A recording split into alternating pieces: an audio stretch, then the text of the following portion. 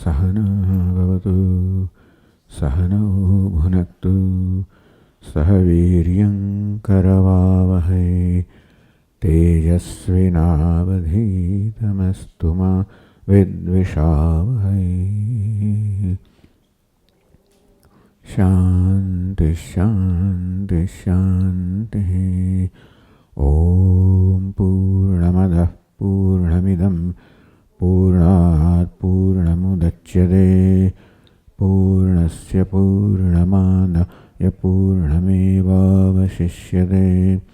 ॐ शान्ति शान्ति शान्तिः। श्रुतिस्मृतिपुराणानाम् आलयं करुणालयं नमामि भगवत्पादं शङ्करं लोकशङ्करं शङ्करं शङ्कराचार्यं केशवं बादरायणं सूत्रभाष्यकृतौ वन्दे भगवन्तौ पुनः पुनः। ईश्वरो गुरुरात्मेति मूर्तिभेदविभागिने व्याप्तदेहाय दक्षिणामूर्तये नमः। ॐ पार्थाय प्रतिबोधितां भगवता नारायणेन स्वयं व्यासेन ग्रथितां पुराणमुनिना मध्ये महाभारतम् अद्वैतामृतवर्षिणीं भगवतीम् अष्टादशाध्यायिनीम् अम्ब त्वामनुसन्दधामि भगवद्गीते भवद्वेषिणीम्। यं ब्रह्मा वरुणेन्द्ररुद्रमरुतः स्तुन्वन्ति दिव्यैस्तवैः वेदैः साङ्गपदक्रमोपनिषदैः गायन्ति यं सामगाः ध्यानावस्थिततद्गतेन मनसा पश्यन्ति यं योगिनः यस्यान्तन्न विदुःसुरगणाः देवाय तस्मै नमः। श्रीभगवानुवाच इदं शरीरं कौन्तेय क्षेत्रमित्यभिधीयते एतद्यो वेत्ति तं प्राहुः क्षेत्रज्ञ इति तद्विदः।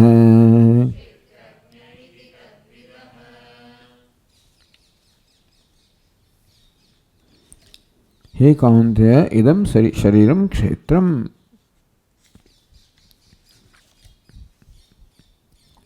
तो टीकाकार समझायो कि क्षेत्रम प्रकृतिम प्राकृतम सर्वं दृश्यम। क्षेत्रमा शनो समावेश થાય પ્રકૃતિ અર્થાત કારણનો, પ્રાકૃતમ કાર્યનો। આ કાર્ય કારણાત્મક જગત જેમાં આપણા સ્થૂળ શરીરનો સૂક્ષ્મ શરીરનો પણ સમાવેશ થઈ જાય એ બધું એ કૌંતે ક્ષેત્ર કહેવાય છે। એ તો જો વ્યક્તિ અને એનો જે જ્ઞાતા છે એનાથી સભાન છે। દૃશ્યમ સ્વતો ભિન્નમ જાનાતિ। ક્ષેત્ર છે, અનાત્મા છે, દૃશ્ય છે, પોતે એના કરતાં ભિન્ન છે એ પ્રકારે પોતાને જાણે છે અને ક્ષેત્રજ્ઞ ક્ષેત્રને જાણનાર એમ કહેવામાં આવ્યો। કોણ કહે છે? તદ્વિદઃ। તો ક્ષેત્રને ક્ષેત્રજ્ઞ બંનેના સ્વરૂપને જાણનાર કહે છે કે આ ક્ષેત્રનું લક્ષણ છે, આ ક્ષેત્રજ્ઞનું લક્ષણ છે। પછી વિચાર કરવામાં આવ્યો આ વાક્ય પર કે ભાઈ આ તમે જેને ક્ષેત્ર કહો છો, સ્થૂળ સૂક્ષ્મ શરીરનો સંઘાત કહો છો, એ જ પોતાને જાણે છે, એ સિવાય બીજો જાણનાર કોણ છે? અહમ ગચ્છામિ, અહમ ભુંક્તે, હું જઈ રહ્યો છું, હું ભોગું છું, ભોજન કરી રહ્યો છું। આમ જેનું જે જઈ રહ્યો છે એ ક્ષેત્ર છે અને હું જઈ રહ્યો છું કહેનારમાં ક્ષેત્ર જ છે. તો આ કાર્યકારણ સંઘાત છે, દેહ ઇન્દ્રિય મન બુદ્ધિનો સંઘાત છે, એ ક્ષેત્ર છે. એ સિવાય બીજો ક્ષેત્રજ્ઞ છે, એ સિવાય બીજો ક્ષેત્રજ્ઞ છે કોણ? તો ભાઈ ટીકાકારે કહ્યું કે જો તમે જેને ક્ષેત્રજ્ઞ કહો છો, આ સંઘાત દેહ ઇન્દ્રિય પ્રાણ મન બુદ્ધિ અહંકાર એનો બનેલો છે. તો દેહ શું જાણનાર છે? દેહ પોતે જ જ્ઞાનનો વિષય છે. પાદમે વેદના શિરસે મે સુખમ, મારા પગમાં વેદના છે, મારા મસ્તકમાં સુખ છે. એમ આ દેહ પોતે જ જ્ઞાનનો વિષય છે.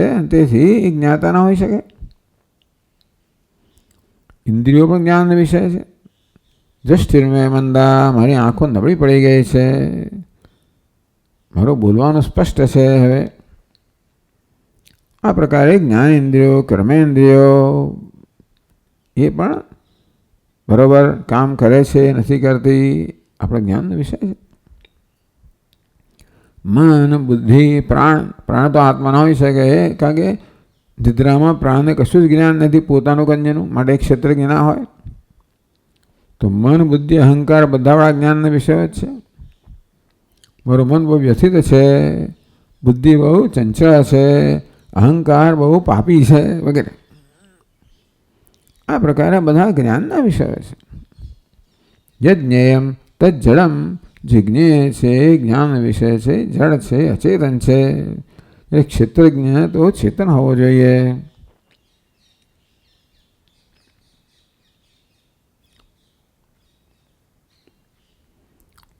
તો ચાલો આપ કહો છો કે ભાઈ આ સંઘાત કરતા ક્ષેત્રજ્ઞ જુદો છે.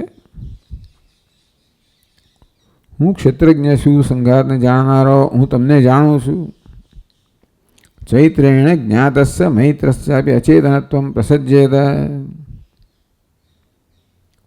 તો હું તમને બધાને જાણું છું, સંઘાતને જાણું છું.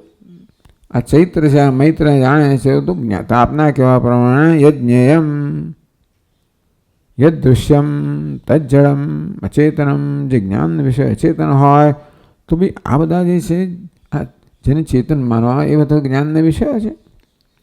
તો અચેતન જ થઈ ગયા ને. તો ન હોય નહીં, તમે જેને જાણો છો તો માત્ર દેહને જાણો છો, ચેતનને જાણતા નથી. હા, દેહ ચેતન મન તો ભાસે છે. ઇન્દ્રિયો મન અહંકાર આ ઉપાધિ ચેતન મનથી જણાય છે. ચેતનતા સ્વયં નથી, પરંતુ જેની સન્નિધિમાં આ અચેતન સંઘાત ચેતન મન તો ભાસે. જેમ કે અગ્નિની સન્નિધિમાં આ લોખંડ પણ લાલ અને ઉષ્ણ ભાસે. પણ તમે જેને જાણો છો એ ચૈતન્ય નથી, તો માત્ર સંઘાત છે, અચેતન જ છે.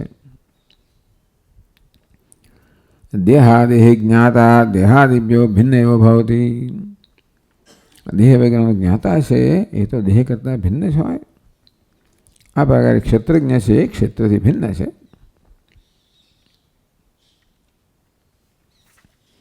અને માટે જ મારો દેહ છે, મારી ઇન્દ્રિયો છે, મારું મન છે, એમ કરે માલિકની ભાવના છે, જે મારું છે હું નથી.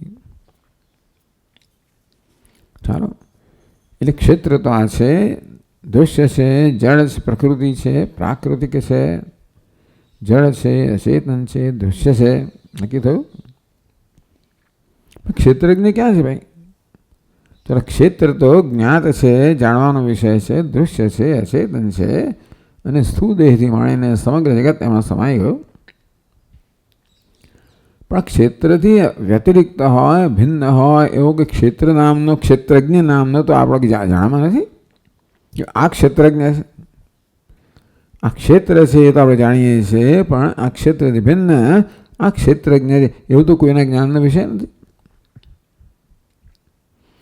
અને જે આપણા અનુભવનો વિષય ના હોય, જે જ્ઞાનનો વિષય ના હોય, જે સભાંતરનો વિષય ના હોય, એ છે એમ જ કેમ કહી શકાય? તો ક્ષેત્રથી ભિન્ન કોઈ ક્ષેત્રજ્ઞ આપણા જ્ઞાનનો વિષય નથી, માટે એ છે એમ કેમ કહી શકાય? તો તમે કહો છો કે શા પરથી કહો છો કે ક્ષેત્રજ્ઞ આપણા ક્ષેત્રજ્ઞ નથી, એ માત્ર ઇન્દ્રિયોનો વિષય નથી માટે કહો છો?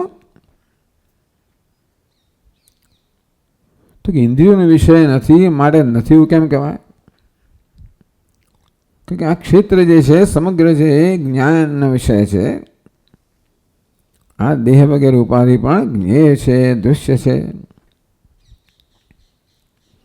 એટલા જ માટે અને ક્યારે બની શકે? કશી વસ્તુ જ્ઞાનનો વિષય ક્યારે બની શકે? જ્યારે એનો કોઈ જ્ઞાતા હોય ત્યારે. જાણવું એટલે પ્રકાશિત કરવું. આ ચક્ષુ રૂપ રંગને જાણે છતાં રૂપ રંગને પ્રકાશિત કરે છે. તો સમગ્ર જગત આપણા જ્ઞાનનો વિષય જે પ્રકાશિત છે, એટલા જ મને એને પ્રકાશિત કરનાર ચેતન હોવો જ જોઈએ.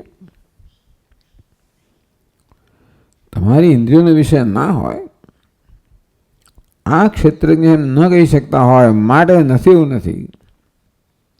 કારણ કે જો ક્ષેત્રજ્ઞ ના હોત તો આ ક્ષેત્રનું જ્ઞાન જ ના હોય.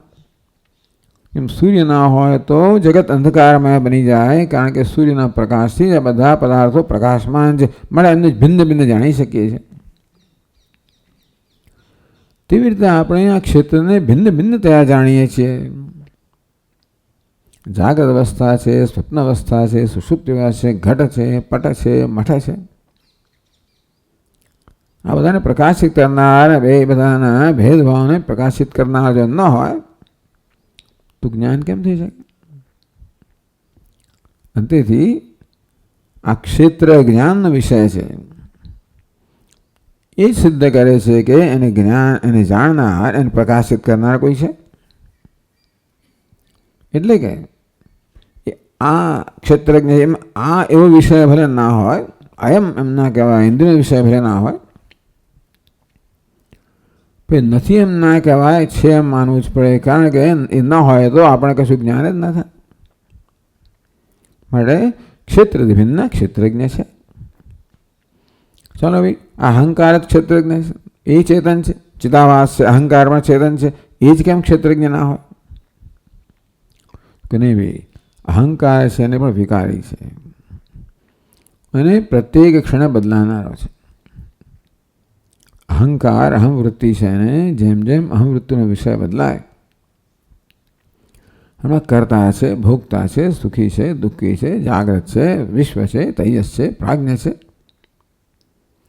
જેમ જેમ અંતઃકરણની અવસ્થા બદલાય તેમ તેમ અહંકારની અવસ્થા બદલાયા કરતી હોય છે. અંતેથી પોતે બદલાનારો છે ને એ પ્રત્યેક ક્ષણે નવો નવો અહંકાર જન્મતો હોય છે, ખરું કે નહીં? તો એને પછી આગલા વસ્તુનું જ્ઞાન કેમ હોય કે ભવિષ્યનું જ્ઞાન કેમ હોય? આ તો બધાને જાણે છે, એને ક્ષેત્રજ્ઞ કહેવાય. જે ભૂત, વર્તમાન, ભવિષ્ય બધું જ જાણનાર છે, બધાને પ્રકાશિત કરનાર છે. અહંકાર કહો, ચિદાભાસ કહો, સ્વયં વિકારી છે, એ આવું ના હોઈ શકે. પણ છે ને, જાગ્રતમાં વિશ્વ છે બધું જાણે છે, સ્વપ્નમાં તૈયસ બધું જાણે છે, સુષુપ્ત પ્રાજ્ઞ, પણ તો પછી કેટલા ક્ષેત્રજ્ઞ થઈ ગયા? જાગ્રત અવસ્થાનો એક ક્ષેત્રજ્ઞ, સ્વપ્નમાં બીજો ક્ષેત્રજ્ઞ, સુષુપ્તનો ત્રીજો ક્ષેત્રજ્ઞ. ક્ષેત્રજ્ઞ એક જ છે, એ તો જો વેદથી. તો આપણે જાણીએ છીએ કે ખરેખર ક્ષેત્રજ્ઞ એક જ છે. એ પ્રકારે એક જ પ્રત્યય છે. હું જેણે ગઈકાલે જાગ્રતનો અનુભવ કરેલો, રાત્રે સ્વપ્નનો અનુભવ કરેલો, જે સૂઈ ગયો એ અત્યારે હવે પછી જાગું છું, આ રીતે ક્ષેત્રજ્ઞનું એકત્વ પણ આપણા જ્ઞાનનો વિષય છે. એને માંડવ્ય ઉપનિષદમાં એકાત્મ પ્રત્યય સારમ, આત્મા એક છે, અનેક નથી. અને તો જ પછી બધા વિકારીનો વિકારનો જ્ઞાતા અવિકારી હોય, અનિત્યનો જ્ઞાતા નિત્ય હોય, બધી અવસ્થાનો જ્ઞાતા અવસ્થાથી ભિન્ન હોય. અતઃ તેભ્ય ભિન્ન અવિકારી નિત્ય એક ચેતનશ્ચ. તેથી આ બધા કરતાં ભિન્ન જાગ્રત, સ્વપ્ન, સુષુપ્તિ, કાર્ય કારણ, સ્થૂળ સૂક્ષ્મ કારણ અને વિશ્વ તેજ પ્રાજ્ઞા આ બધા કરતાં ભિન્ન અવિકારી. ભિન્ન એટલે ટૂંકમાં એ બધાનો પ્રકાશક. આમ તો ભિન્ન અધિષ્ઠાન કહેવાય. એક છે અવિકારી, નિત્ય, ચૈતન્ય છે. એ કેમ સિદ્ધ થયું? આ ક્ષેત્ર આપણા જ્ઞાનનો વિષય છે એ પરથી સિદ્ધ થયું કે જાણનાર ક્ષેત્રજ્ઞ છે એ એક હોવો જોઈએ, અવિકારી હોવો જોઈએ, નિત્ય હોવો જોઈએ, ચેતન હોવો જોઈએ, તો જ આપણા અનુભવો સમજાવી શકાય. અત્યારે આપણને જે કે અનુભવ થઈ એના પરથી જ આ તારણ કાઢવામાં આવ્યું કે તો જ આપણે આપણા અનુભવ સમજાવી શકીએ. જો આ પ્રકાર નિત્ય, અવિકારી, એક ચૈતન્ય જ્ઞાતા હોય, ક્ષેત્રજ્ઞ હોય. ચાલો ભાઈ, એટલે આત્મા ક્ષેત્રજ્ઞ છે, વાત સાચી, તમે સ્વીકારી જાઓ. અને તોય પછી ક્યાં છે? આ ક્ષેત્ર જ્ઞાન વિષય છે અને જાણનાર ક્ષેત્રજ્ઞ છે, પણ એ તો કે આપણા અનુભવનો વિષય થતો નથી.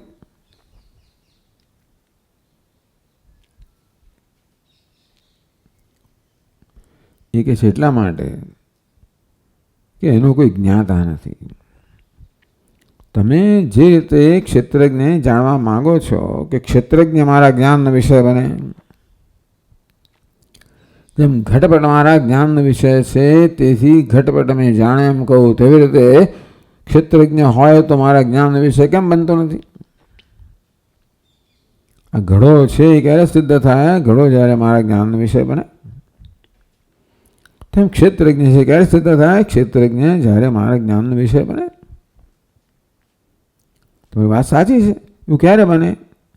જ્યારે ક્ષેત્રજ્ઞ એટલે ઘડાનો જાણનાર ઘડા કરતાં ભિન્ન હોય તો ઘડો ઘડાના જાણનારનો જ્ઞાનનો વિષય બને.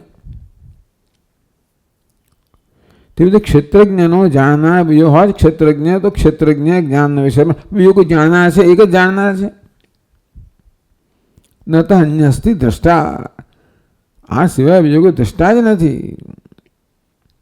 આમ ક્ષેત્રજ્ઞ એક છે અને માટે તમે એમ માનતા હો કે ક્ષેત્રજ્ઞ ઘટપટની જેમ મારા જ્ઞાનનો વિષય બને, એ ન બને. કારણ કે એને જાણનાર કોઈ નથી. એ બધાને જાણનાર છે, એને જાણનાર કોઈ નથી. એકો દેવ, આ દેવ છે સ્વપ્રકાશ પરમાત્મા એક છે, અદ્વિતીય છે. અજો નિત્ય શાશ્વત હૈ, અજન્મા છે, નિત્ય છે, શાશ્વત છે વગેરે. એટલે ક્ષેત્રજ્ઞ એક જ છે અને એ ઘટપટની જેમ જ્ઞાનનો વિષય નથી. જ્ઞાનનો વિષયને જેમ નથી કહેતા, ઘટપટની જેમ જ્ઞાનનો વિષય. એવું હોત તો એ પોતે જળ બની જાય. તમે એમ કહો કે ભાઈ ક્ષેત્રજ્ઞ મને જણાવવો જોઈએ, આમ ઘણા જેમ જાણો સ્પષ્ટ, તો ઘડો જેમ ક્ષેત્ર બની ગયો, અચેતન બની ગયો, તેમ ક્ષેત્રજ્ઞ પણ જો જ્ઞાન ન વિધે પોતે જ ક્ષેત્ર બની જાય તો એનું ક્ષેત્રજ્ઞ પણ ન રહેત. હવે આપણે 655 પર આગળ વધીએ. એટલે કહ્યું કે ભાઈ ક્ષેત્રજ્ઞ તો અજ્ઞાનનો વિષય ના બને. હવે આગળ કહે છે 655 પાન પર છેલ્લેથી બીજી પંક્તિમાં, નનુ તરતિ શોકમાત્મવિદ. છાંદોગ્ય ઉપનિષદનું પ્રસિદ્ધ વાક્ય છે, આત્મવિદ શોકમ તરતી. આત્મવિદ આત્માન વેદિત, આત્મ જે આત્માને જાણે છે, આત્મવિદ આત્મજ્ઞ આત્માનું જાણનાર શોકને તરી જાય છે. ઇતિ આત્મવેદનવત શોકતરણમ શ્રૂયતે. શોકતરણમ કોણ શોકને તરી જાય છે? કોને માટે છે? આત્મવેદનવત. આત્મવેદનમ વત મતુ પ્રત્યે ધરાવનાર એટલે કે આત્માનો જ્ઞાતા છે એ શોકને તરી જાય છે. એટલે શ્રૂયતે શ્રુત્યા પ્રતિપાદ્યતે, શ્રુતિ પ્રતિપાદિત કરે છે કે આત્માને જાણનાર શોકને તરી જાય છે. એટલે આત્મવિદ કહ્યું, ત્યાં આત્માને જાણનાર કહ્યું તો ખરું. આપ કહો છો કે આત્મા કે ક્ષેત્રજ્ઞ તો જાણવાનો વિષય ના બની શકે, એ શ્રુતિ તો કહે છે કે આત્માને જાણના છે શોકને તરી જાય. કથમ અયમ અસ્મિતિ આત્મન વિજ્ઞાતે શોક તરણ. તો પછી જો આ વિદ્વાન છે, જ્ઞાની પુરુષ છે, એ આ આત્મા છે એ પ્રકારે સ્પષ્ટ ન જાણતો હોય તો શોકને તરી કેવી રીતે જાય? વાક્ય શું છે? તરતી શોકમ આત્મવિદ. આત્મવિદ શોક, આત્મવિદ એટલે કે આત્માનો જ્ઞાતા. શોકમ તરતી શોકને તરી જાય છે એટલે સુધી કે આત્માનો જ્ઞાતા છે.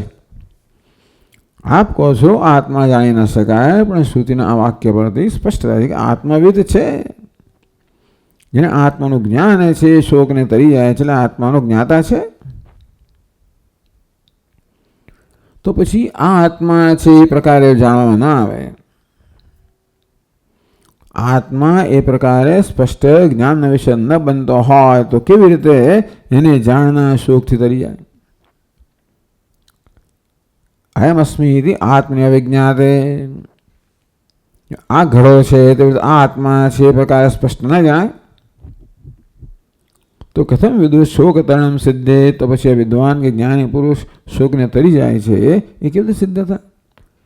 આત્મવિદ શ્રુતિ કહે છે, આત્માનો જ્ઞાતા. આપ કહો છો કે આત્મા જ્ઞાન વિશે બને જ નહીં, કારણ કે એને માટે બીજો આત્મા છે નહીં જાણનાર. એક અદ્વિતીય આત્મા છે અને જાણનાર બીજો નથી, પણ આત્મા તો જ્ઞાનનો વિષય ન બને. તો આ તો કહે છે કે આત્માને જાણે છે એ શોકને તરી જાય છે. તો બંનેનો સમન્વય કેમ કરવો? કથમ અયમ અસ્મિ આત્મને અવિજ્ઞાતે. આ આત્મા છે પ્રકાર આત્માનું જ્ઞાન ન થાય તો કથમ વિદુષ શોક તરણમ સિદ્ધે. તો વિદ્વાન કેવી રીતે શોકને તરી જાય? અતઃ અયમિતિ આત્મા અયમિતિ આત્મા કથમ જ્ઞાયતે ઇતિ ચેત. તેથી એ તો કે છે આત્માવિદ છે માટે આત્મા કેવી જણાય છે? ન જણાય તો કેવી રીતે આત્મજ્ઞાની હોઈ શકે? અથવા એ પૂછે છે અતઃ કથમ આત્મા અયમિતિ જ્ઞાયતે, એમ પૂછે છે. કારણ કે શાસ્ત્રમાં કહ્યું કે આત્માને જાણના શોકને તરી જાય છે. આત્માને જાણના છે તો શ્રુતિએ કહ્યું છે. તો પછી આત્મા છે પ્રકારે જણાય કેવી રીતે અમને કહો? તો 656 પાન પર કહે છે ધીમે ધીમે ધીમે કેવી રીતે, કેવી ઉત્તમ રીતે આ પ્રકારે વિચાર કરતા કરતા વિશ્લેષણ, આ એક વાક્યનું વિશ્લેષણ કરતા કરતા ને સાથે સાથે પ્રત્યેક પગથિયામાં પ્રત્યેક તબક્કે શ્રુતિના વાક્યોને સાથે સમન્વય કરતા કરતા આપણે હવે આત્માનું જ્ઞાન કયા પ્રકારનું હોય છે ને કેવી રીતે આત્માનું જ્ઞાન થાય એ સુંદર રીતે સમજાવે છે. કે છે શ્રૌતેનૈવ જ્ઞાનેન આત્મા જ્ઞાતવ્ય. ઇન્દ્રિયના વિષય તરીકે આત્માને જાણવાનો નથી. ઉપનિષદ જ્યારે કહે છે કે આત્માનો જ્ઞાતા શોકને તરી જાય છે ત્યારે એ ઘટપટની જેમ આત્માનો ઇન્દ્રિય દ્વારા જ્ઞાતા છે એવું નથી. જ્ઞાતા છે, આત્માનું જ્ઞાન તો છે. એ જ્ઞાન પ્રાપ્ત કરનાર શોકને તરી પણ બરોબર છે. શ્રુતિ એમ નથી કહેતી કે ઘટપટની જેમ આત્માને જાણવું જોઈએ. કેવી રીતે જણાય છે? જણાય છે ખરું. શ્રૌતેનૈવ જ્ઞાનેન. તો આ શ્રુતિના શ્રૌત જ્ઞાન નથી. શ્રુતિ જે પ્રકારે આત્મતત્વનું પ્રતિપાદન કરે છે, આત્માના જ્ઞાનનું પ્રતિપાદન કરે છે, એ પ્રકારે આત્મા જરૂર જાણી શકાય છે. તમે જો ઈચ્છો છે એ પ્રકાર ન જાણી શકાય. સારું જ છે, એ પ્રકારે જાણી શકાય તો આત્મા ઘટપટની જેમ તો એ જડ બની જાત, ક્ષેત્ર બની જાત. તો એને જાણવાથી કશું ના મળતા આપણને. આ તો આત્માને જાણવાનું પણ છે, એ દ્વારા બધા શોકને બધું મુક્ત થઈ જાઓ. એવું કશું જ્ઞાન નથી જેને મુક્ત થઈ જાય. જે કશું જ્ઞાન અત્યારે આપણને છે અને જે કંઈ જ્ઞાન આપણે થઈ શકે એમ છે, અત્યારે જ્ઞાનની જે પ્રકારની પદ્ધતિ છે, જે પ્રકાર છે, અને એ પ્રકારથી આપણે દૃશ્ય રૂપે, વિષય રૂપે જે બધું જાણીએ છીએ ને બધું ઘણું જાણીએ છીએ, પણ કોઈ પણ જ્ઞાન આપણને શોકથી મુક્ત કરનારું નથી. ભલે ને પછી એ બધી ગેલેક્સીનું હોય, ભલે પછી એ બધા સબ એટોમિક બધા નાના પાર્ટિકલ્સનું હોય, ગોડ્સ પાર્ટિકલ હોય, ગમે તે હોય, બહુ બધું સૂક્ષ્મ સૂક્ષ્મ જ્ઞાન બધા વૈજ્ઞાનિકોને છે. મને કશું જ્ઞાન શોકથી મુક્ત કરવાના નથી, એ સમજવું જોઈએ. એ જ્ઞાન આપણને દુનિયાવી સિદ્ધિઓ પ્રાપ્ત કરાવે, આપણને બૌદ્ધિક આનંદ તથા સંતોષ પ્રાપ્ત કરાવે, પરંતુ આપણને કોઈ શોકથી ક્યારે સ્થાયી સંતોષ પ્રાપ્ત કરનારો કશું છે નહીં. એટલે કોઈ પણ જ્ઞાન જે અત્યાર સુધી આપણને છે અને જે જ્ઞાન થઈ શકે એનું એક જ્ઞાન, જે જ્ઞાનમાં જ્ઞાતા, જ્ઞેય અને જ્ઞાન એ પ્રકારની ત્રિપુટી હોય એવું પ્રકારનું જ્ઞાન અત્યારે આપણને છે. અત્યારે પણ જે જ્ઞાન છે ક્ષેત્રનું જ્ઞાન છે, દૃશ્યનું જ્ઞાન છે. હું જ્ઞાતા છું ખરો, પણ કેનો જ્ઞાતા છું? ક્ષેત્રનો જ્ઞાતા છું ખરો. ક્ષેત્રનું જ્ઞાન છે એ ક્યારેય શોકથી મુક્ત ના કરે. ક્ષેત્રજ્ઞનું જ્ઞાન શોકથી મુક્ત કરે છે. અને તેથી પહેલા તો આપણે આ જાણવાનો પ્રયત્ન છોડી દેવો પડે. જે કશી વસ્તુ મારા જ્ઞાન વિષય બને તો અચેતન જ હોય, ભલું કેમ ના હોય. એ મહાન ના હોય પણ નથી કહેતા, અદ્ભુત ના હોય એમ પણ નથી કહેતા. અદ્ભુત હોય, મહાન હોય, ચમત્કારિક હોય, દિવ્ય હોય, છતાં પણ જે જ્ઞાન વિષય હોય એ દૃશ્ય હોય, અચેતન હોય, વિકારી હોય, અને આપણને કોઈ સ્થાયી સંતોષ આપનાર ના હોય. ભગવાન પણ આપણી સમક્ષ આવે એ પ્રકારે આપણને સાક્ષાત્કાર, પછી સ્થાયી સંતોષ હોય ત્યાં સુધીમાં આનંદ, એ જતો રહે ભાઈ પાછો વિયોગનું દુઃખ જન્મે.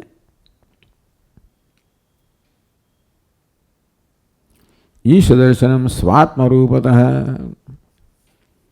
વેદાંત લોકો કે ભાઈ ઈશ્વરનું દર્શન સ્વાત્મરૂપતઃ, આત્મરૂપે જાણ્યો તો ઈશ્વરને વાસ્તવિક જાણ્યો કહેવાય.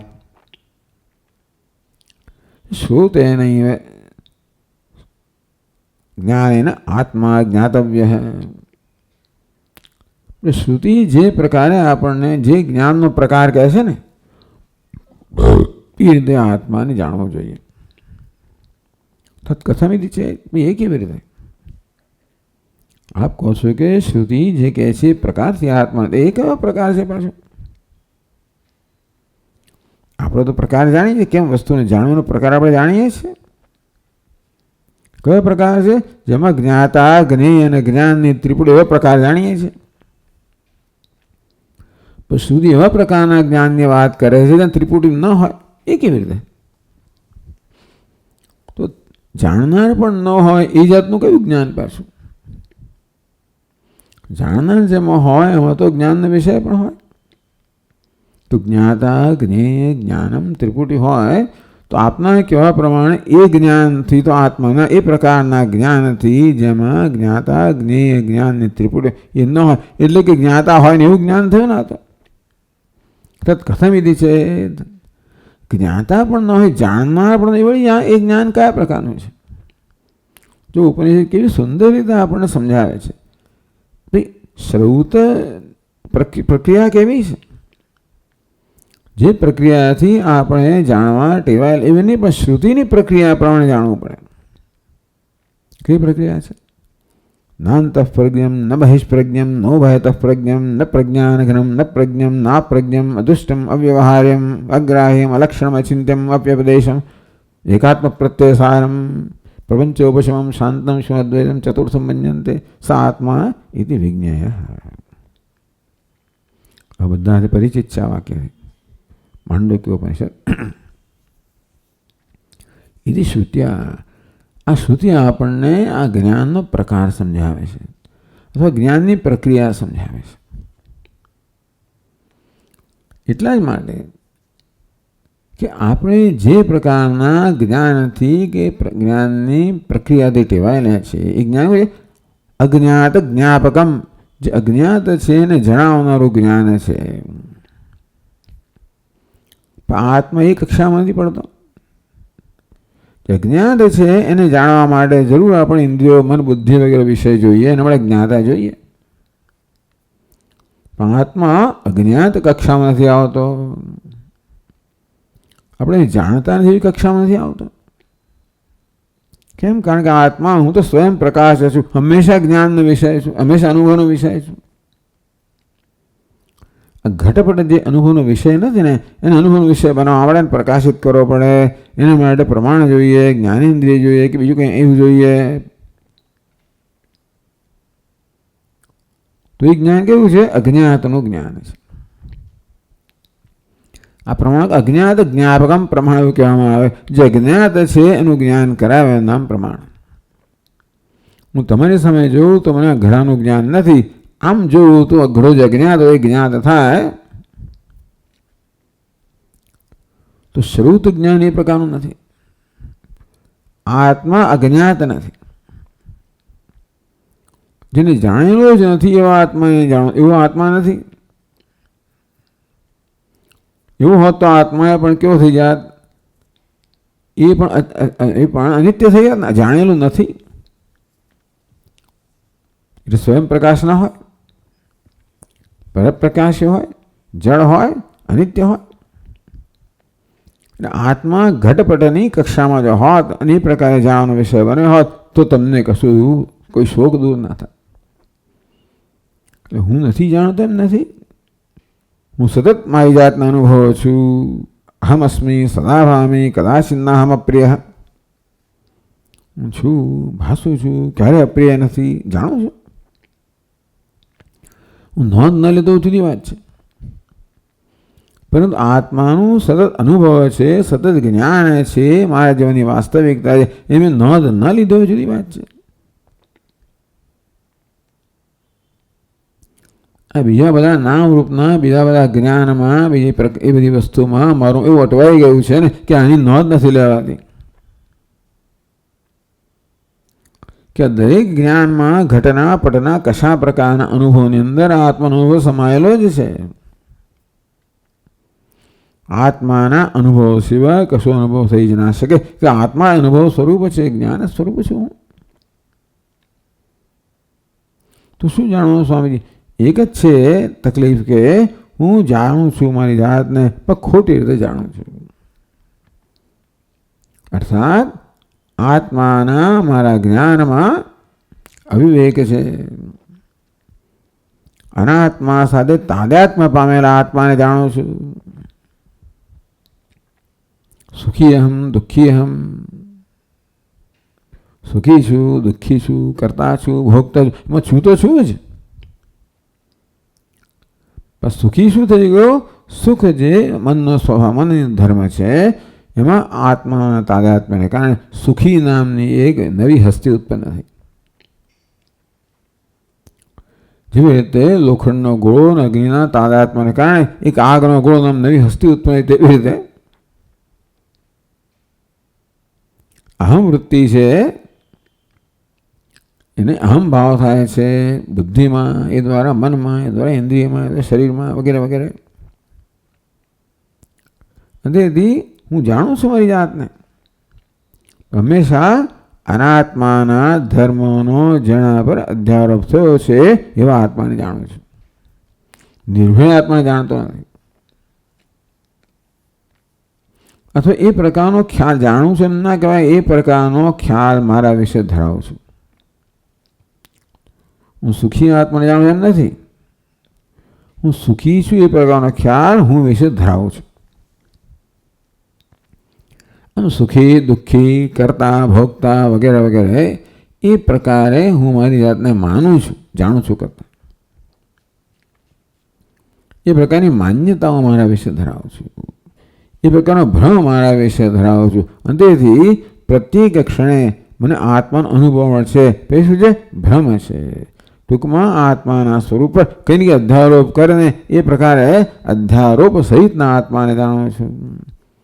જેમાં અવિવેક છે. આત્માને અનાત્મા કરતાં જુદો ન જાણવાને કારણે અનાત્માના ધર્મ પર ધર્મના આત્મા અધ્યારોપ થાય. એ પ્રકારે આત્માને જાણો છો. એટલે ન જાણેલા આત્માને જાણવો છે અને ખોટી રીતે જાણવાને એટલે આત્માને સાચી રીતે જાણવા. એટલે મારા પોતાના જ્ઞાનમાં જે અવિવેકનો ભ્રમ એનો અંશ છે, અધ્યારોપનો અંશ છે, એનો અપવાદ કરવાનો છે. શ્રુતિ એમ નથી કહેતી તો તું નવા અજાણેલા આત્માને જાણ. તું આત્માને જે જાણે છે આ અંશ બાદ કર ભાઈ, જે અનાત્માને લાગુ પડે છે. તારા જે અધ્યારોપ છે, અવિવેક છે, માટે તું જે અનાત્મા અંશ છે એની બાદબાકી કર અને એને અપવાદ કહેવામાં આવે. હવે જેનું અધ્યારોપ છે અર્થાત આત્મા પર આવી રીતે ઉપાધિના ધર્મનો આરોપ થઈ જ રહ્યો છે, સ્વભાવથી થઈ રહ્યો છે.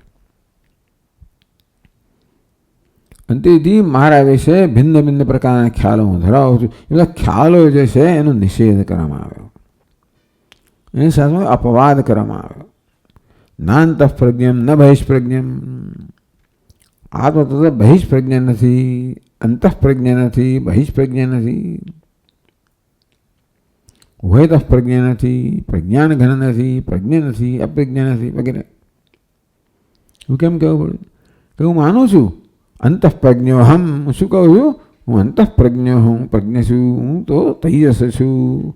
હું તો સ્વપ્ન દ્રષ્ટા છું. બહિષ્પ્રજ્ઞો હમ. હું તો વિશ્વ છું. હું તો વૈકર છું, જાગ્રત છું, સુષુપ્ત છું.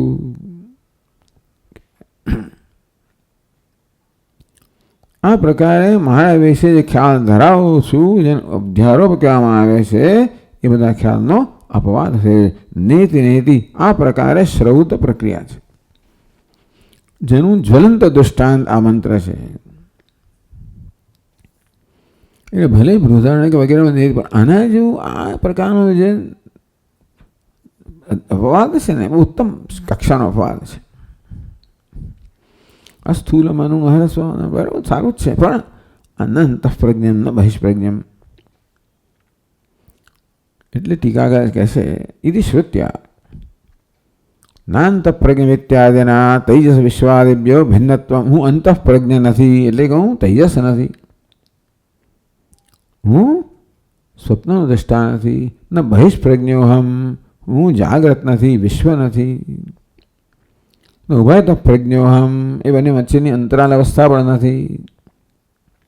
ન પ્રજ્ઞાન ઘનમ. પ્રજ્ઞાન ઘન નથી એટલે કે હું પ્રાજ્ઞ નથી, સુષુપ્ત નથી. ન પ્રજ્ઞમ. બધાને જાણનાર હોવું, સામાન્યતયા જ્ઞાતા છે એવું પણ નથી.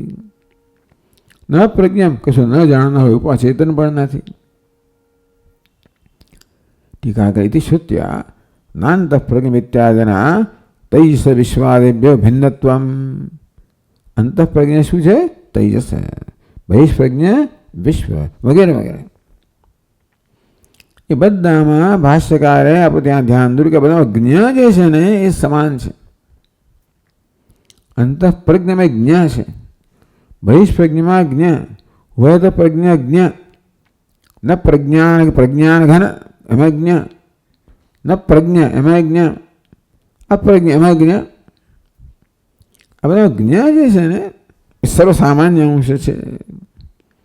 એટલે અંતઃ પ્રજ્ઞત્વનો આરોપ થયો, બહિષ્પ્રજ્ઞત્વનો આરોપ થયો, ઉભયતઃ પ્રજ્ઞત્વનો આરોપ થયો. એ બંને અવસ્થાઓ છે. તો હું અંતર્મુખ નથી, આંતરિક જ્ઞાતા નથી, બાહ્યનો જ્ઞાતા નથી, બંનેનો જ્ઞાતા નથી, અજ્ઞાતા નથી. એટલે જ્ઞ પર જાત જાતના અધ્યારોપ બધા શું છે? એ બધી બંને અવસ્થાઓ છે. એ બેનો વિવેક ન કરવાને કારણે હું મારી જાતને જાગ્રત માનું છું, પણ જાગ્રત બંને અવસ્થા છે. શ્રુત્યા નાંત પ્રજ્ઞ ઇત્યાદિના આ બધા નાંત પ્રજ્ઞ વગેરે દ્વારા તૈજસ વિશ્વાદિભ્ય. તો કહું તૈજસ નથી, વિશ્વ નથી, ભિન્નત્વમ. તેષામ અનાત્મત્વમ છે પ્રતિપાદ્ય. ભિન્નત્વમ એટલે શું છે? એકદમ ભિન્ન તો કશું હોય જ નહીં. આત્મા બધા આ કશું આત્મા ભિન્ન છે એવું નથી. ભિન્નત્વ એટલે એ પણ સમજવા એવું છે. કે આત્મા જાગૃતથી ભિન્ન છે. જાગૃત સાથે કોઈ સંબંધ એવું નથી ભાઈ. આત્મા વિશ્વથી ભિન્ન એટલે એનું અધિષ્ઠાન છે, તેજસનું અધિષ્ઠાન છે. એટલે વિશ્વમાં હાજર છે, તેજસમાં વ્યાપ્ત છે, બધે વ્યાપ્ત છે. જ્ઞા છે ને, આ બધી અવસ્થાઓમાં જ્ઞા જે છે ને ચૈતન્ય છે, આત્મ સ્વરૂપ બધામાં રહેલો છે, પણ આટલો મર્યાદિત નથી. હું ચૈતન્ય છું, પરંતુ માત્ર જાગ્રત પૂરતો મર્યાદિત નથી, સ્વપ્ન પૂરતો મર્યાદિત નથી, સુષુપ્તિ પૂરતો મર્યાદિત, કોઈ અવસ્થા મર્યાદિત, એવી અવસ્થાઓ મને છે. હું કોઈ અમર્યાદિત જ્ઞાન કે ચૈતન્ય છું. એની આ બધી મર્યાદિત અવસ્થાઓથી ભિન્ન કરવામાં આવ્યો. ભિન્નનો અર્થ કે જુદો પડે છે. ટૂંકમાં એ સિવાય એ આવો નથી, આ રીતે મર્યાદિત નથી. તેજ વિશ્વાદિવ્ય ભિન્નત્વમ એટલે કે તું આ તેજસ વિશ્વ વગેરે ભિન્ન એટલે કે એટલા પૂરતો મર્યાદિત નથી. તેજસમાં છે જ એવું નહીં, વિશ્વમાં છે જ એમ નહીં, મર્યાદિત નથી. તેસામ અનાત્મત્વમ છે, એમાં અનાત્માનો અંશ છે. જાગ્રતપણું એ મનની અવસ્થા છે, સ્વપ્નપણું મનની અવસ્થા છે, એ અનાત્માનો અંશ છે. પ્રતિપાદ્ય એ પ્રકારે પહેલાં તો આપણા જે બધા ભ્રમ છે, બધા ભ્રમને નિવૃત્ત કર્યા. કે બધામાં સર્વ સામાન્ય ચૈતન્ય છે, હું છું. અવસ્થાઓ અનાત્માની અવસ્થાઓ છે. અર્થાત હંમેશા મારું આત્માના જ્ઞાનમાં અનાત્માની અવસ્થાનો ભેળસેળ થઈ જ ગયેલો, એટલે અનાત્માને અહીંયા દૂર કર્યો કે અનાત્મા છે. અદુષ્ટમ અવ્યવહાર્યમ અગ્રાહ્યમ અલક્ષણમ અચિંત્યમ અવ્યપદેશ્યમ એમ કરીને વળી પાછો નિષેધ કરવામાં આવ્યો.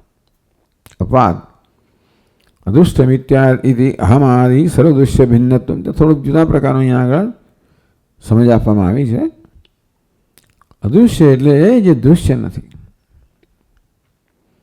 તો અહમથી માણીને બધા જે અહમથી માણીને સમગ્ર જગત કેવું છે? દૃશ્ય કક્ષામાં છે. અદૃશ્યમ અહમથી માણીને જગતના બધા વિષયો કરતા એમાંથી ભિન્નથી ભિન્ન એટલે કે સર્વદૃશ્ય ભિન્નત્વમ. અદૃશ્ય કોને કહેવાય? જે દૃશ્યથી ભિન્ન છે. દૃશ્ય એટલે કોણ? શું? જે આપણા દર્શનનો જ્ઞાનનો વિષય છે. આ જગત આપણો જ્ઞાનનો વિષય છે. જગત દૃશ્ય છે, ઉપાધિ પણ દૃશ્ય છે, અહમ સુધીની એના કરતાં ભિન્ન.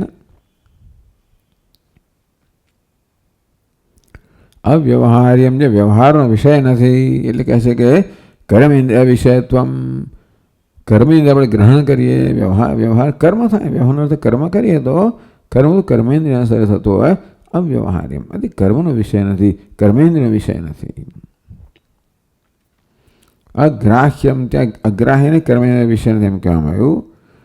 એટલે અદૃશ્ય છે, મારા વ્યવહાર છે એમ કહેવામાં આવ્યું. ચાલો અગ્રાહ્યમ એટલે જ્ઞાનેન્દ્રિય ગ્રહણ કરવું એટલે જ્ઞાનેન્દ્રિયથી ગ્રહણ કરવામાં કહેવાય. અગ્રાહ્યમ જ્ઞાનેન્દ્રિય અવિષય, ટૂંકમાં જ્ઞાનેન્દ્રિય વિષય નથી. અલક્ષણમ એટલે એનામાં કોઈ લક્ષણ નથી, અર્થાત અનુમાનનો વિષય નથી. એટલે અનુમાન અગમ્યત્વમ, અનુમાનથી ગમ્ય નથી, અનુમાનનો વિષય નથી. અચિંત્યમ એટલે કે ચિંતનનો વિષય નથી. આ મનની કોઈ અવસ્થા નથી અથવા મનનો વિષય નથી. મનસ્વરૂપ અગોચરત્વમ. અવ્યપદેશમ એનો વ્યપદેશ ના થઈ શકે, એનું વર્ણન ના થઈ શકે. વાગ અવિષયત્વમ કોઈ શબ્દનો અર્થ નથી, વાણીનો વિષય નથી. એકાત્મ પ્રત્યય સારમ એક જે આત્મ પ્રત્યય છે એનો સાર છે, એનું તત્વ છે. એટલે કહે છે કે ચિદેક રસત્વમ શુદ્ધ ચૈતન્ય. જ્ઞ આ બધા અવસ્થામાં એક પ્રત્યેક આવે છે. અંતઃપ્રજ્ઞ હોય, બહિષ્પ્રજ્ઞ હોય, ઉભયતઃ પ્રજ્ઞ બધામાં શું છે? જ્ઞ છે જે એકાત્મ પ્રત્યય સારમ નિર્વિશેષ ચૈતન્ય. અંતઃપ્રજ્ઞા બહિષ્પ્રજ્ઞા બધા કેવા છે? વિશેષ ચૈતન્ય છે. એ બધામાં સર્વસામાન્ય ચૈતન્ય, એકાત્મ પ્રત્યય સારમ ચિદેક રસત્વમ શુદ્ધ ચૈતન્ય. અને વળી કેવું છે? અંતઃપ્રજ્ઞા બહિષ્પ્રજ્ઞા જ્ઞાની અંદર અનેક પ્રકારની અનેકતા લાવે તો કહે છે કે સ્વગત ભેદ રાહિત્યમ, કોઈ આંતરિક ભેદ નથી. વૃક્ષ એક કહેવાય પરંતુ શાખાઓ પત્ર પુષ્પ વગેરે અનેક આંતરિક ભેદ છે. ચિદ એક રસમ અર્થાત એક ચિદ સ્વરૂપ, એક ચિદ એક રસ, તેમાં કોઈ આંતરિક ભેદ નથી. સ્વગત ભેદ રહિતમ. પ્રપંચોપશમમ, જ્યાં પ્રપંચનો ઉપશમ થઈ જાય છે, પ્રપંચ નથી એટલે વિજાતીય ભેદ રાહિત્યમ, વિજાતીય ભેદ નથી. અદ્વૈતમિતિ સજાતીય ભેદ એક જ છે, અદ્વૈત છે, અદ્વૈત છે એટલે બીજો નથી, માટે સજાતીય ભેદ નથી. આમ સ્વગત વિજાતીય સજાતીય ભેદ એ પ્રકાર અર્થ કરવામાં આવ્યો. તો અદ્વિતીય કોને કહેવાય? સજાતીય વિજાતીય સ્વગત ભેદ રહિતમ અદ્વિતીય કહેવાય. એટલે આ પ્રકારે આ શબ્દનો અર્થ કરવામાં આવ્યો. પ્રપંચોપશમમ વિજાતીય ભેદ નથી.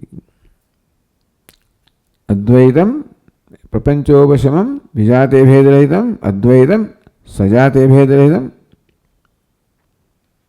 સિદ્ધેકરસમ સ્વગત ભેદ રહિતમ. આમ સ્વગત વિજાતીય સજાતીય ભેદ રહિતમ અદ્વિતીયમ અભિન્નમ. શિવમ શાંતમ, શિવમ આનંદઘનત્વમ. શિવ એટલે પ્રસન્નતા, શિવ એટલે કલ્યાણ રૂપતા. અને કલ્યાણ રૂપતા તો આનંદમાં જ હોય, દુઃખમાં ક્યારે પણ ન હોય, સુખમાં જવા માટે શિવ એટલે કલ્યાણ સ્વરૂપ આનંદ ઘન. ચતુર્થમ એ ચોથું કહેવામાં આવ્યું. કેમ ભાઈ? સ્વ આભાસ વિશ્વાદિ ત્રિતમ અપેક્ષ તુર્યત્વમ. ચોથું ના કહેવાય પણ છતાંય પોતે જેમાં પ્રતિબિંબિત થાય છે વિશ્વ તૈયસ પ્રાજ્ઞા તદ્દન જુદા નથી, એને તદ્દન જુદો નથી. પણ વિશ્વ છે એ આત્માનું એક મર્યાદિત આભાસવાળું રૂપ છે. શું આભાસ વિશ્વાદિત વિશ્વ તૈયસ પ્રાજ્ઞા એક ચિદાભાસની અવસ્થાઓ છે એ ત્રણ કરતાં અલગ અધિષ્ઠાન છે. આ બધી અધ્યારૂપની અવસ્થાઓ છે અને ભિન્ન એટલે અધિષ્ઠાન સ્વરૂપ તુર્યત્વમ. સર્વદૃશ્ય વિલક્ષણ્યમ, બધા દૃશ્યથી વિલક્ષણ એટલે વિશ્વ તૈયસ પ્રાજ્ઞથી વિલક્ષણ. સમ્યક આત્મના પ્રતિપાદ્ય, ટૂંકમાં આત્માનું આ પ્રકારનું બધા દૃશ્યથી વૈલક્ષણ્યનું પ્રતિપાદન થયું. આત્મજ્ઞાનમાં કોઈ દૃશ્ય પણ ના હોય, તો દ્રષ્ટાપણો પણ ના હોય. આમ દૃશ્ય દ્રષ્ટા આ બધા પ્રકારના વિકારનો તો બધો જ નિષેધ કરવામાં આવ્યો. આ રીતે સર્વદૃશ્ય વૈલક્ષણ્યમ સમ્યક આત્મન પ્રતિપાદ્ય, આ પ્રકાર આત્મા સર્વદૃશ્યથી વિલક્ષણ છે એ પ્રકારનું પ્રતિપાદન કરવામાં આવ્યું. દૃશ્યપણું જતું રહેવું જોઈએ. એવમ સર્વદૃશ્ય વિલક્ષણ ચિદાનંદૈક રસ એવા આત્મા. આ રીતે છે સર્વદૃશ્ય વિલક્ષણ છે એટલે દૃશ્ય અનેક રીતે દૃશ્યનું વર્ણન કરવામાં આવ્યું. નાંત પ્રજ્ઞમ ન બહિષ્પ્રજ્ઞમ વગેરે વગેરે દ્વારા દૃશ્યના વિવિધ પ્રકાર જે આપણે જેમ અનુભવીએ છીએ અને જેમાં આપણને ભ્રમ છે, અધ્યારોપ છે, એ પ્રકાર વર્ણન કરવામાં આવ્યો. આત્મા ઘટથી ભિન્ન છે, પટથી ભિન્ન એવું કહેવાની જરૂર નથી. ઘટ આત્મા છે એવો મારો ભ્રમ નથી. આપણા બધા આ જે આપણા ભ્રમ છે એ ભ્રમનો અહીંયા નિષેધ કરવામાં આવ્યો છે. તું ટેબલ નથી, ખુરશી નથી, ઘડો નથી એવું કહેવાની જરૂર નથી. એવું છે પણ કહેવાની કેમ જરૂર કે હું ઘડો છું એવું માનતો નથી. તું જાગ્રત નથી કારણ કે હું જાગ્રત છું એમ માનું છું. તું વિશ્વ નથી, તૈયસ નથી, પ્રાજ્ઞા નથી, હું માનું છું વિશ્વ છું, તૈયસ છું, પ્રાજ્ઞા છું. તું વ્યવહાર્ય નથી, ચિંત્ય નથી. આ પ્રકારનો વ્યવહાર કરી રહ્યો છે માનું છું, હું જાણું છે માનું છું. આ પ્રકારે મારા વિશે જે માન્યતાઓ છે, અભિપ્રાય છે, ભ્રમ, એ બધા ભ્રમનો નિષેધ કરવામાં આવે. આ જ કરવાની જરૂર છે. વાસ્તવમાં જે નિષેધ શાસ્ત્ર છે એ ભ્રમનો નિષેધ કરે, વસ્તુ નિષેધ નથી કરતો. અસ્થૂલ એટલે સ્થૂલોહમ એ ભ્રમનો નિષેધ છે. સ્થૂલોહમ સૂક્ષ્મોહમ તેવી રીતે અંતઃપ્રજ્ઞોહમ બહિષ્પ્રજ્ઞોહમ પ્રજ્ઞાન ઘનોહમ. આત્મતત્વ અંતઃપ્રજ્ઞ નથી, બહિષ્પ્રજ્ઞ એટલે એ પ્રકારના મારી આ જે માન્યતા મારા એનો નિષેધ કરવામાં તો આ નથી, અર્થાત તો આ તો મર્યાદિત નથી, તો અંતઃપ્રજ્ઞ નથી એમને માત્ર એટલો જ નથી એવું કહેવું જોઈએ. તું અંતઃપ્રજ્ઞાથી ભિન્ન છું, અંતઃપ્રજ્ઞાથી ભિન્ન નથી. અર્થાત જે સર્વસામાન્ય એક ચિદૈક રસ છે, સ્વગત ભેદ રહિત છે, વિજાતીય ભેદ રહી છે, સજાતીય ભેદ રહિત છે. આ પ્રકારે ચિદાનંદૈક રસ એવ આત્મા સ્વલક્ષણ લક્ષિત. આમ આ બધામાં જે જ્ઞાન સ્વરૂપે છે, ચિદાનંદ એક રસ છે એ આત્મા છે. સ્વયં અસ્મિતિ, તો આ પ્રકારે વિદ્વદ્ભિ જ્ઞેય સા આત્મા સવિજ્ઞેય. કોણ કહે છે? ઉપનિષદ કહે છે. શાંતમ શિવદ્વૈતમ ચતુર્થમ મન્યન્તે સ આત્મા સવિજ્ઞેય. છંદો કહ્યું ને તરત શોકમ આત્મવિદ, આત્માનો જ્ઞાતા શોકને તરી જાય એટલે આત્મા વિજ્ઞ. આ પ્રકારે આત્માને જાણવાનો છે. આ પ્રકારે આત્મા જાણવામાં આવે તો આત્માને જાણવા કહેવાય, તો શોકથી મુક્ત થવાય. સ્વયં અહમ અસ્મિતિ વિદ્વદ્ભિ સ્વાત્મના જ્ઞાતવ્ય ઇતિ બોધ્યતે. આ પ્રકારે ઉપનિષદ કહે છે કે આ જે આત્મા દૃશ્યથી વિલક્ષણ છે, એમાં બધા અધ્યારોપનો નિષેધ કરવામાં આવ્યો છે. આ બધાનું અધિષ્ઠાન છે, સ્વયં પ્રકાશરૂપ છે, સર્વથી વિલક્ષણ છે. એ પ્રકારે તું છે. જાણવાનું એટલે એવું નથી કે તારે ઓળખવાનો છે, તો આ પ્રકારનું છે. તું માને છે, તારી માન્યતાઓની અંદર તું રહેલો તો છે જ, પણ આ બધી માન્યતા જે ભ્રમ છે એ અંશ દૂર કરીને તું જુઓ કે તું આ પ્રકાર તો અંતઃપ્રજ્ઞા બહિષ્પ્રજ્ઞાની સર્વમાં વ્યાપક જે શુદ્ધ ચિદેક રસ છે તે હું છું. એટલે ન જાણેલા આત્માને જાણવાનો, જે આત્માને જાણીએ છીએ એમાંથી ભ્રમ અંશ દૂર કરવાનો છે. એ દૃશ્ય અંશ છે, સર્વ દૃશ્ય વિલક્ષણત્વમાં આત્મા પ્રતિપાદ્ય. આત્મા સર્વ દૃશ્ય વિલક્ષણ છે એટલે દૃશ્યનું વર્ણન કરવામાં આવ્યું. આપણે દ્રષ્ટામાં આત્મામાં જે દૃશ્ય ઉમેરી દેતા હોઈએ છીએ એ પ્રકારે આપણે જાણતા હોઈએ છીએ. વેશમાં અહમ ભાવ સાથે પેલો ભિન્નતા પોતાને જાણતો હોય તો વિદ્વદ્ભિ સ્વાત્મના અહમ અસ્મિતિ જ્ઞેય.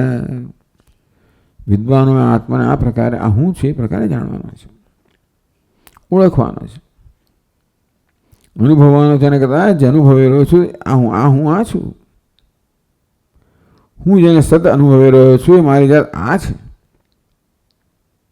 એમાં આ તો બધો ભ્રમનો અંશ છે, એ હું નથી. સદ્વિદ્ભિ સ્વાત્મના જ્ઞેય જ્ઞાતવ્ય. જ્ઞેય એટલે જ્ઞાતવ્ય ઇતિ બોધ્યતે.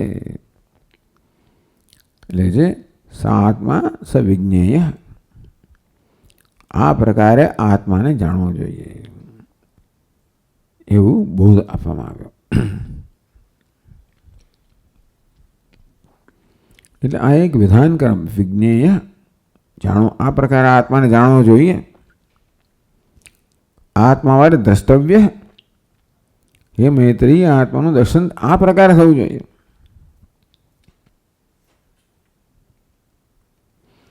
એટલે આત્મા દર્શનનો વિષય બનવો જોઈએ. એટલે કે તારા સ્પષ્ટ જ્ઞાનનો વિષય બનવો જોઈએ. તારા નિર્ભય જ્ઞાનનો, ભ્રમરહિત જ્ઞાનનો વિષય બનવો જોઈએ. આત્મા જાણતો જ નથી એવા આત્માને જાણવાનો વિષય નથી. આત્માના જ્ઞાનમાં જે બધા દૃશ્યના અનાત્માના અંશને ઉમેરીને જે પ્રકારનો ભ્રમ તારા વિશે રહ્યો છે એ ભ્રમ દૂર કરીને તારી જાતને નિર્ભય તરીકે જાણવાનો છે. જ્ઞાત જાણવો જ જોઈએ. એ સિવાય જીવની સફળતા નથી ને. જ્યાં ચાલતું હોય જાણે તો કશો વાંધો નહીં, કોઈ ચિંતા કરવાની જરૂર નથી. પરંતુ આત્માને યથાર્થ જાણ્યા વગર કોઈ છૂટકો જ નથી. જીવનમાં તો જે ઈચ્છી રહ્યો છે ક્યારે પ્રાપ્ત થઈ જ ના શકે, તો આ નહીં જાણે તો તું સતત ઝંખના રાખી રહ્યો છે, તું ઝંખના નહીં જન્મ્યો છે અને બધું બદલાયા કરે છે. ઝંખના તો ચાલુ જ રહી છે. જીવનમાં આટલી પ્રાપ્તિઓ થઈ, જીવનમાં સિદ્ધિઓ થઈ, આ બધું એ ઝંખના ગઈ નથી હજી. એ ઝંખના ત્યારે જ જાય જ્યારે આત્માને આ પ્રકારે જાણવામાં આવે. અને તેથી ઝંખના સહિતનું તું ક્યારેય પણ સ્વસ્થ હોઈ જ ના શકે. ઝંખના સહિતનું, તૃષ્ણા સહિતનું અર્થાત અધૂરો હું ક્યારેય સ્વસ્થ હોઈ ના શકું. માટે તું જે ઈચ્છે છે એમાં સ્વસ્થતા ઈચ્છે છે, એ ત્યારે જ પ્રાપ્ત થાય જ્યારે બધી ઝંખના દૂર થાય. અને બધી ઝંખના એક ઝંખના છે ત્યારે દૂર થાય જ્યારે આત્માને આ પ્રકારે જાણવામાં આવે. અને શ્રૌત એના જ્ઞાન એના આ શ્રૌત જ્ઞાન, શ્રુતિ જે પ્રકારે જ્ઞાનની પ્રક્રિયા બતાવે છે એ પ્રકારે જાણવાથી, કારણ કે તો જ્ઞાતાનું જ્ઞાન છે. એટલે જ્ઞાતાના જ્ઞાન એટલે આમાં જ્ઞાતાનો પણ નિષેધ કરી નાખવામાં આવ્યો. જ્ઞેયનો નિષેધ કરવામાં આવ્યો એટલે સાથે જ્ઞાતાનો પણ નિષેધ થઈ ગયો. આ જ્ઞાતા, જ્ઞેય, જ્ઞાન એ સર્વનું અધિષ્ઠાન જે છે, સર્વ આત્મા અભૂત, જ્યાં જ્ઞાની માટે આ બધું આત્મા બની ગયો. અને એના શ્રૌત એને જ્ઞાન એના અવિદ્યા તત્કાર્ય સંબંધ રહિત આત્માનમ સંજ્ઞાત્વા. અવિદ્યા અને અવિદ્યાની બધી ઉપજે છે એ બધા અહંકાર, મમકાર વગેરેથી સંબંધ રહિત આત્મા. આમ તો ઉપાધિમાં અવિદ્યાની ઉપજ કહેવાય, સાથે અહંકાર આ બધા ભ્રમ અવિદ્યાની ઉપજ છે. એ બધા સંબંધિત રહિત, કારણ કે અધિષ્ઠાનને અધ્યારોપનું કોઈ સ્પર્શ નથી. સ્વજ્ઞાત્વા વિદ્વાન સંસારાત મુક્તો ભવતી. આ પ્રકારે તરત શોકમ આત્મવિદ વાક્ય પર સમજાવ્યું. આત્મવિદ એવમ સ્વાત્માનમ વિદિત્વા. આ પ્રકારે પોતાને જાણીને એ વિદ્વાન છે એ શોકથી મુક્ત બને છે. અતઃ સર્વદૃશ્ય વિલક્ષણત્વમ ક્ષેત્રજ્ઞત્વમ છે આત્માનું લક્ષણ સિદ્ધમ. તેથી આત્માનું શું લક્ષણ છે? એ તદ્યો વેત્યતમ પ્રાહુ ક્ષેત્રજ્ઞ તદ્વિદ. ક્ષેત્રજ્ઞ કેવો છે? સર્વક્ષેત્ર વિલક્ષણ, સર્વક્ષેત્રનો જ્ઞાતા છે, પ્રકાશક છે, અધિષ્ઠાન છે. સર્વક્ષેત્રથી, જ્ઞાનથી, પ્રકાશથી, અધ્યારોપથી વિલક્ષણ છે. આમ વિલક્ષણતા તો આ બેમાં છે. અધ્યારોપ અધિષ્ઠાન છે, અધ્યારોપ તદ્દન વિલક્ષણ છે. સદૃશ્ય વિલક્ષણત્વ. અને માટે દૃશ્યનો ત્યાગ કરવો એટલે દૃશ્યને પોતાની સમાનતાથી દૂર કરવું. ક્ષેત્રજ્ઞત્વ છે આત્મના લક્ષણ. આ પ્રકારે ક્ષેત્રજ્ઞપણું, સર્વદૃશ્યથી વિલક્ષણપણું અને ક્ષેત્રજ્ઞપણું આત્મનું લક્ષણ થયું. એ વસ્તુ ભગવાને કહે ને, ઇદમ શરીરમ કાઉન્તે ક્ષેત્રમિતિ અભિધીયતે એતદ્યો વેત્ય તમ પ્રાહુ ક્ષેત્રજ્ઞ તદ્વિદ. આમ ક્ષેત્રજ્ઞ કોણ છે? સર્વક્ષેત્રથી એટલે દૃશ્યથી વિલક્ષણ છે એક વસ્તુ. અને બીજું શું કહ્યું? એ ક્ષેત્રજ્ઞ છે. ક્ષેત્રથી વિલક્ષણ છે અને ક્ષેત્રજ્ઞ છે, ક્ષેત્રને જાણનાર છે. આ પ્રકારે આત્માનું લક્ષણ, આત્માનું લક્ષણ છે સિદ્ધ થયું ભગવાનના આ વાક્યથી. ઓમ ઓમ પૂર્ણમદ પૂર્ણમિદમ પૂર્ણાત પૂર્ણમુદચ્યતે પૂર્ણસ્ય પૂર્ણમાદાય પૂર્ણમેવાવશિષ્યતે. ઓમ શાંતિ શાંતિ શાંતિ. શંકરમ શંકરાચાર્યમ કેશવમ બાદરાયણમ सूत्रभाष्यकृतौ वन्दे भगवन्तौ पुनः पुनः। ईश्वरो गुरुरात्मेति मूर्तिभेदविभागिने व्योमवद्व्याप्तदेहाय दक्षिणामूर्तये नमः। ॐ शान्ति शान्ति शान्तिः। श्रीगुरुभ्यो नमः।